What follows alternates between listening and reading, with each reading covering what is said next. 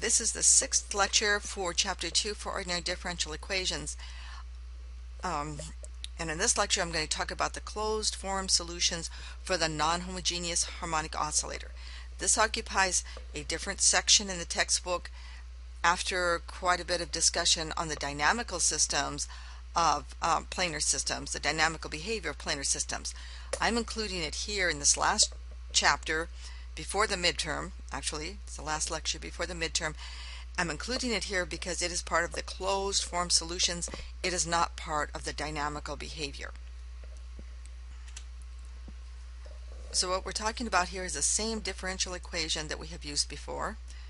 This time I wrote it in general with P and Q as functions of time, but I'm going to change that in a minute. The big difference is that previously we talked about the homogeneous differential equations in which there was no forcing function, or rather the forcing function was zero. Here we're going to have a non-zero forcing function. Now, how do you solve non-homogeneous equations? Well, previously what we did was take the two extended linearity principles, particularly the first one, and then used with that the method of undetermined coefficients. We're going to use that again when we get to resonant forcing.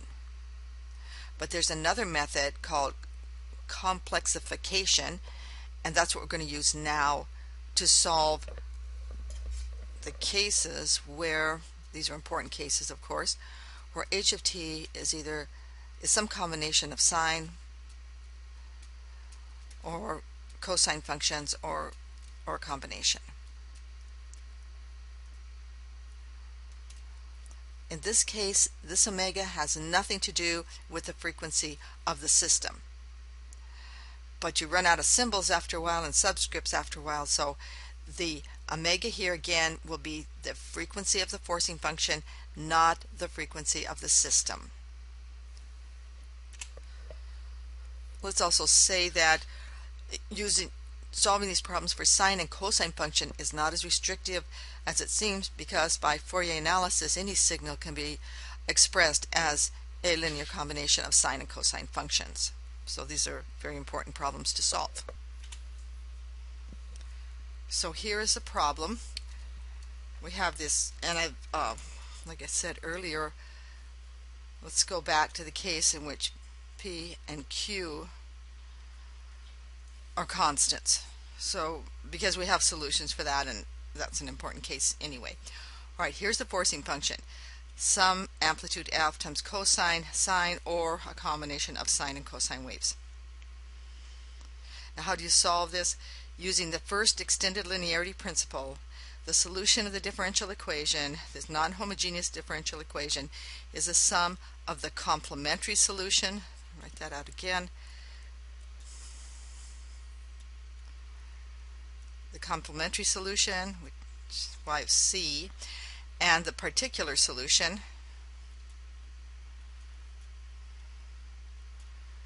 y with a subscript p. Okay, what is the complementary solution? This is the solution of the differential equation, the homogeneous form of the same differential equation. So you take this, you set it to 0, and you find the complementary solution. Then when this is not set to 0, you get the particular solution. Now you can add the linear combination of those complementary solutions to the particular solution, and that is the solution for your for the differential equation. And you can evaluate C1 and C2 in terms of the initial values. So there was a complementary and the particular. Now in the previous however many lectures, we found all the complementary solutions for this differential equation. Depending on the values of P and Q, it was the underdamped, critically damped, overdamped, or and the oscillatory cases. So we know all those complementary solutions. We can go to the previous lecture and look at the summaries on the final pages of those lectures to find all those complementary solutions. So those aren't the problem. The problem is finding the particular solution, and that's what we're going to use this complexification method for.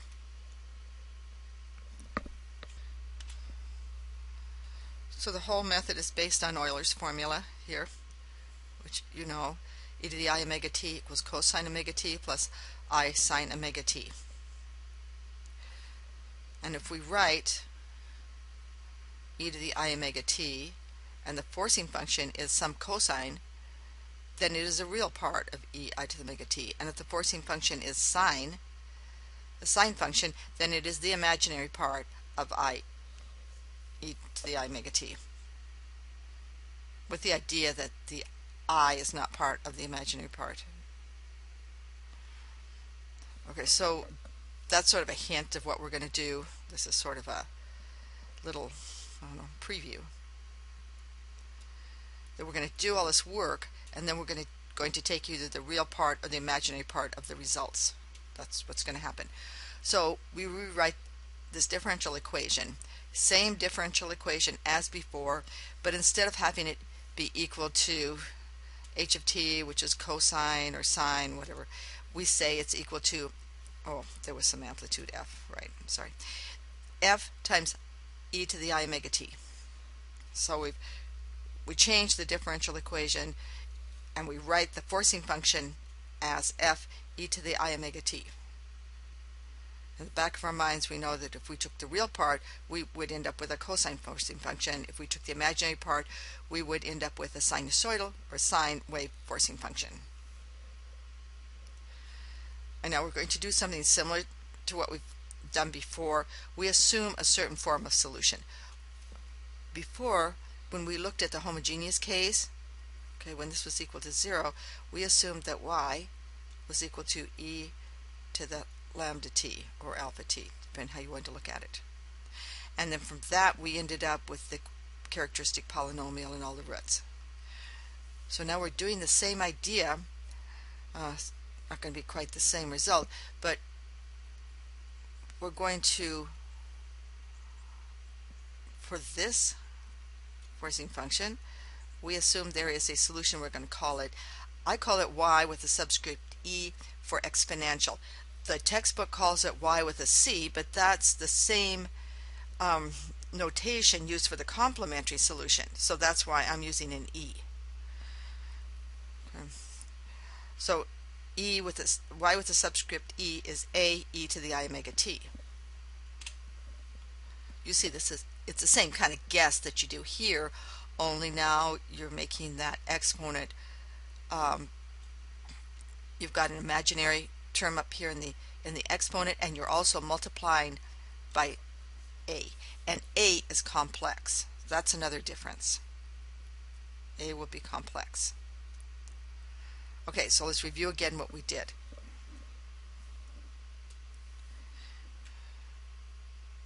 We have a differential equation, and it is equal to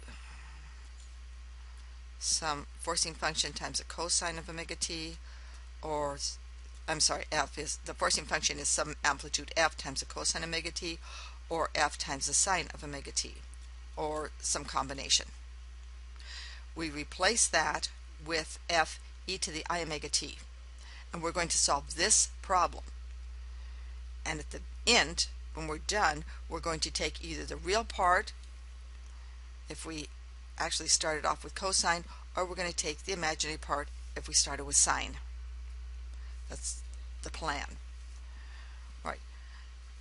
Now we have to get started, so we assume that the solution has this form which is similar to a form that we've used before, an exponential form. And now we have to start putting that through the differential equation. So we need two derivatives. Here is that function again, our assumed solution. We take the first derivative, take the second derivative, and now put them into the left-hand side of the differential equation. And the reason for just doing that is because there's going to be some simplification so that the terms are manageable. So when we put all this together, we have the second derivative, which I just put here, and then we have the coefficient p times that first derivative, that's going to go here, and then q times the function, and that goes here. And now do some algebra, factor out the e to the I omega t, and we end up with a, which is our complex coefficient from here. Remember, a is complex.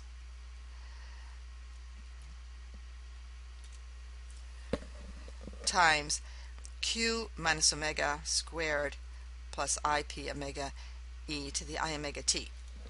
This term is interesting and it will appear over and over again. What is q? If you remember from our previous solution, q is the resonant frequency squared. So this is the difference between the resonant frequency and the frequency of the forcing term.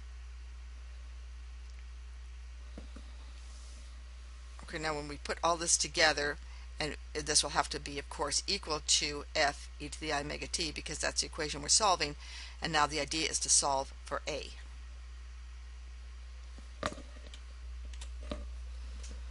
Okay, this takes a little bit of algebra because I wanted to get the, I didn't want the, of course, the complex term here in the denominator, so you have to multiply by the complex conjugate, and you end up with this form. Okay, here is a, and I said it was going to be complex, and you can see that indeed it is complex. So it has this sort of a multiplier out in front, and again you're going to note here q minus omega squared is really resonant frequency squared minus the frequency of the forcing term, and that term appears here also. So now our solution was, the exponential solution that we were looking into is a e to the I omega t. We now know a, so when we substitute that in here, this is what we get. You see why I've typed this instead of trying to write it in my horrible handwriting. Okay?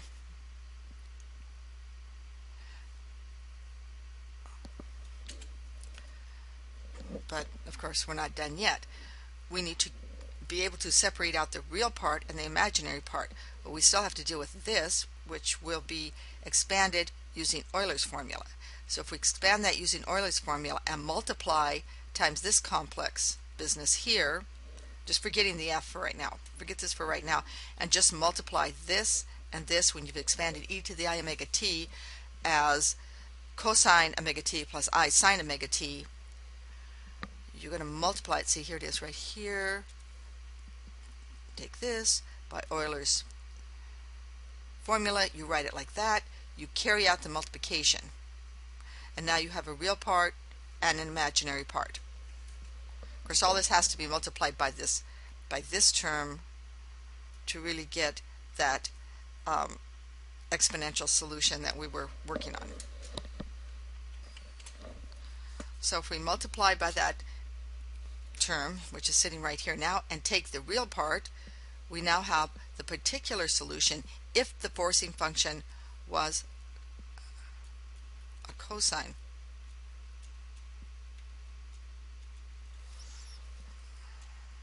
Okay. What I'm doing right here is just something handy just to let you know about it. Okay. You can take this, you've got the sum of a cosine and a sine term, you can rewrite it as cosine and a phase angle, and here are the equations to do it. So you have a and b, in this case, well, you'd have to have f times all this, it gets more complicated, but you've got this term and you've got this term, you have to square them and then take the square root to get, the mean there, and that will be, I'm sorry, I switched notation and that was bad of me. Okay, this is really your new C. Okay, here. Alright, so you take those two terms, find the mean there. The phase angle is the arctangent of minus b over a. Watching for principal values, you have to kind of check that out as you do it. Okay, and now you can write the whole term as some constant times a cosine of omega t plus a phase angle. And here is the phase angle right here, and here's an expression for that coefficient, which I was calling a, which I probably should have called something else. Well, maybe I'll leave it as a. Okay, let's call this A, call this C. There, we fix it up. Okay, so as usual, you can run into notation problems. Here is the idea though. You have the sum of a cosine and sine term. You can write it all as a function of a cosine wave with a phase angle. And here's the solution for that I've given right here. You can check that, the steps out. They're not too hard.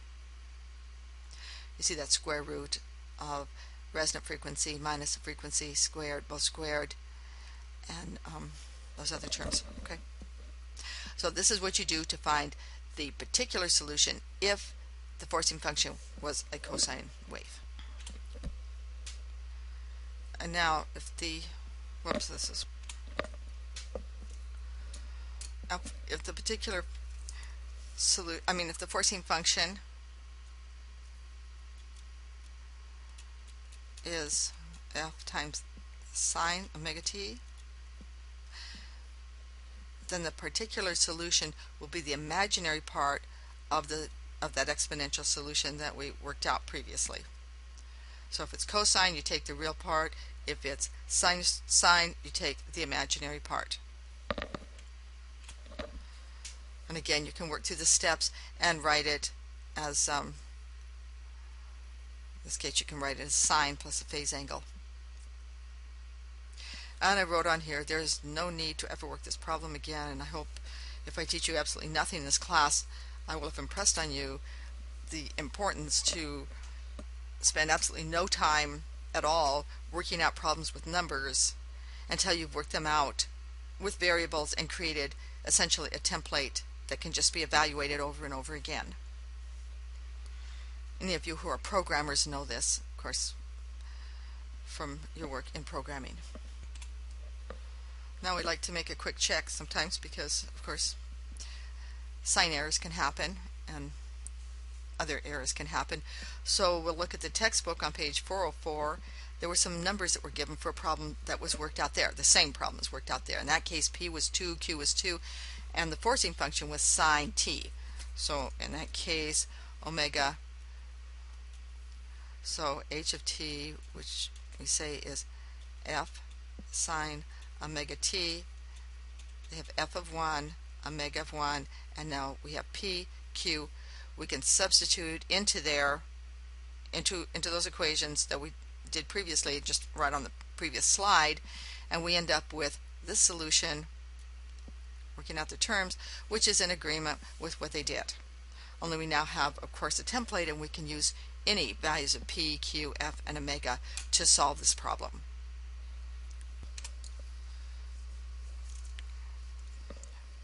Now we're going to look at the amplitude. Remember, it was the forcing function divided by, and I'll write it like this. We had omega naught squared, which was a resonant frequency of the system, and squared, I believe, plus p squared omega squared. Okay, so this is the attenuation term. And this is a graph of the change in that amplitude as the attenuation increases. So here's the attenuation increasing, and what's happening here is you can see the drop in the amplitude as expected. Good, this is an interesting plot, and it's done. Notice also it has to do with, you're going to see a decrease even here. What's going on here? This is when the frequency is less than resonant frequency. And over here, frequency is greater than resonant frequency. It's not quite symmetric. It's kind of interesting. Alright, now what happens right when it's equal to omega? When it's equal to omega naught, this isn't so good, correct? As long as we have this term, we're okay. But you'll notice that this amplitude is getting larger and larger. What's happening here is this term is going away. As omega approaches, as the forcing frequency gets closer and closer to the resonant frequency, this amplitude really increases. It's not going to infinity because we're saved by this term. so we don't have division by zero. In the next slide we will have division by zero, but we're looking here just at the behavior when we do have some attenuation. As the forcing frequency gets closer and closer to the resonant frequency of the circuit or the system, then this amplitude increases greatly. In the next slide we'll look at the situation where there is no attenuation. So this is a hypothetical case in which there is no attenuation, but we have to consider it anyway, and we're recalling that Q was the resonant frequency of the system squared. Then the amplitude is now omega naught squared minus omega squared, and that's okay as long as the frequency is not at the resonant frequency. You're not trying to drive it at its resonant frequency. There are of course discussions about various bridges for which this has supposedly happened, that the driving frequency became equal to the resonant frequency and the bridges fell down. Right. What we're going to try to do here is get a solution. So basically you're now forcing at exactly the resonant frequency and there is no attenuation. So if we did the method of complexification, which we did earlier in this lecture, we would end up with this in the denominator, which is division by zero, and that's not allowed. So we have to switch to another method, and this is a good way to review the other method. The other method will be the method of undetermined coefficients.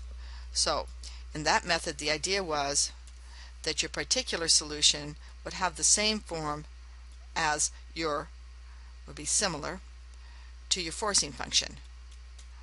You recall the idea that if you're pushing a swing, after a while the swing will start oscillating at the frequency that you are pushing. So the idea of setting the particular solution equal to some form, a similar form as the forcing function, sort of makes some physical sense.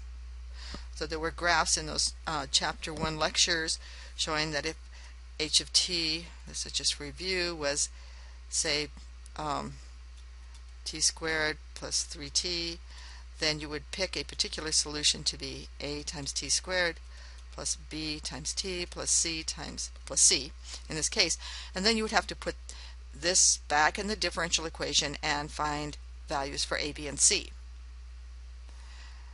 Now in the case, look at this, where h of t is, well, so we'll say the cosine of omega t, then you would pick some a cosine omega t plus b sine omega t for your particular solution. However, if the frequency is the same as one of the frequencies in the complementary solution, then you have to multiply by t. Okay, and that's what we have to do here. If your forcing function has a frequency of omega naught, then in this case it is of the same form as one of the complementary solutions. So you can't use it directly, instead you multiply by t. You can review that lecture in chapter 1 to see how that's done. So here's that choice typed out. We have h of t equals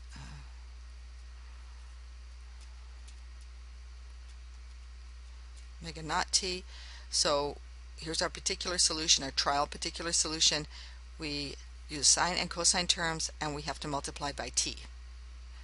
Now we need to find values for the constants a and b, so we have to take two derivatives and put them back into this second order differential equation. Here are the derivatives,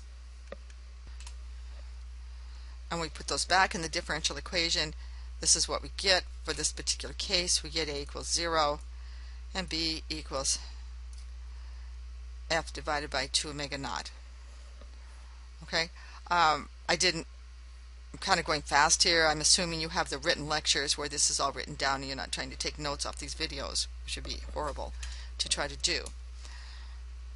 But if you have those written lectures, everything's typed out there for you. Okay, so I'm going to put this back into my solution. Here's my solution. This is my particular solution. What do we see here? We see it multiplied by t. All right. What's going to happen as t increases? This is just going to increase without bound. And that's what we expect when you have a system with no attenuation and you're forcing it at its resonant frequency. The amplitude is going to increase until it breaks. The system breaks. And that's theoretically what happens here. So you have your, So you have here the complementary solution to the non-homogeneous equation, or to the homogeneous equation. Here is that particular solution that we found using the method of undetermined coefficients. By the first linearity principle, we combine these two and get the solution to this problem.